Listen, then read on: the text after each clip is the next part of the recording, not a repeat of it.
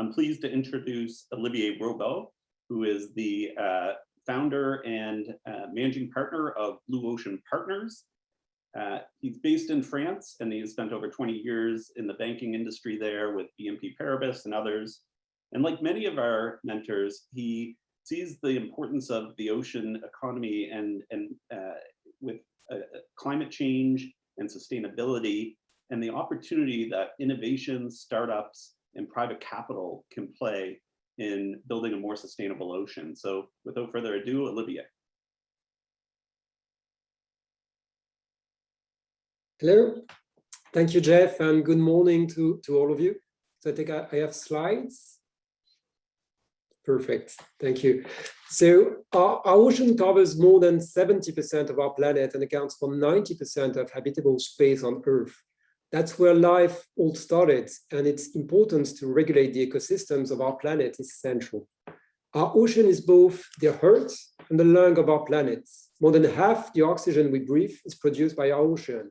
If you worry about climate change, bear in mind that 93% of the excess heat humanity has produced since the beginning of the industrial era has been absorbed by our ocean, and its role as a gigantic carbon pump has only started to be researched.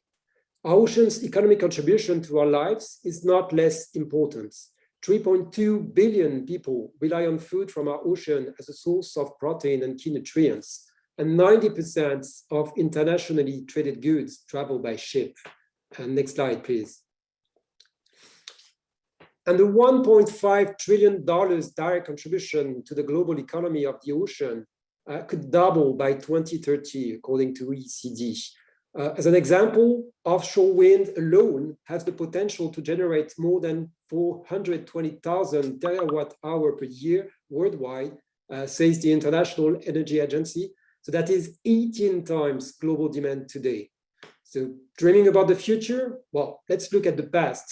Fish farming started to develop only in the early 80s and has grown at a tremendous pace to a $270 billion market in 2018, accounting for more than half the seafood we eat. Yet the full economic potential of the ocean can only be reached with a healthy ocean. Next slide, please. So we used to think our ocean too big to be threatened by human activities, but it's no longer the case. 94% of whitefish stocks are fully or overexploited. For long, humanity considered fishes as an infinite natural resource, but it is not. It needs to be well monitored, understood, managed, and regulated. On pollution, 11 million tons of plastic waste enter the ocean every year. That's only 3% of the plastic humanity produces every year, but that's too much. If we follow this trend, there will be more plastic than fishes in the ocean by 2050. And climate change takes its toll on our ocean as well by changing its temperature and acidity. Up to 90% of coral reefs are predicted to disappear in the next 2 decades. So let's grow the blue economy, but sustainably. Next slide, please. So the potential of the ocean is not new, and its challenges neither. The ocean is a harsh environment, and operating underwater is complicated. But new technologies bring us some tools to develop the ocean economy in a sustainable way. So for example, artificial intelligence brings new possibilities to let intelligent drones perform a series of underwater tasks at low cost. This is key to unleash the full potential of offshore wind, for example. We also see promising new technologies to develop wireless communication underwater.